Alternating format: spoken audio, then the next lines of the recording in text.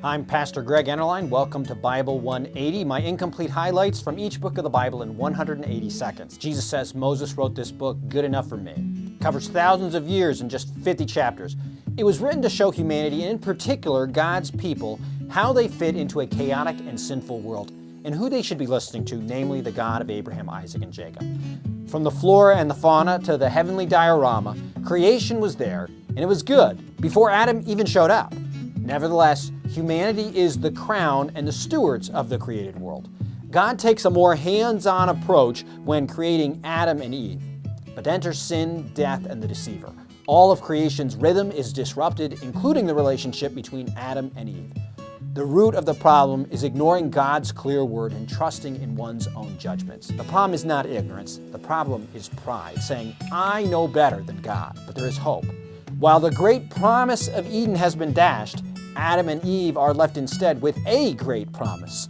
The serpent is warned, I will put enmity between you and the woman, and between your offspring and hers. He will crush your head, and you will strike his heel.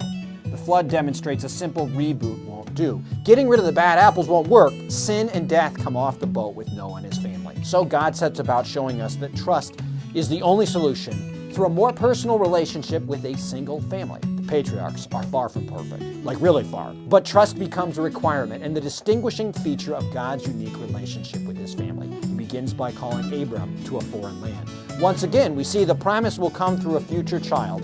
Though Abraham is one man and one family, yet through his offspring, all nations will be blessed. Isaac receives a wife by faith.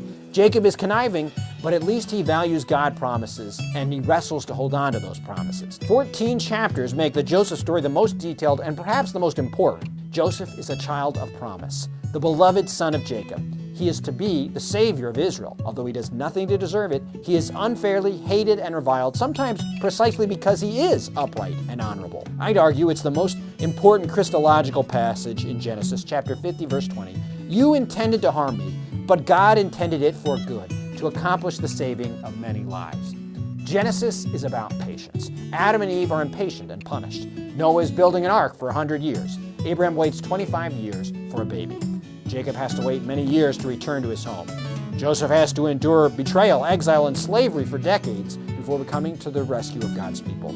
At the end of the book, Genesis, Jacob's family is still waiting in hope for God to accomplish all that he has promised.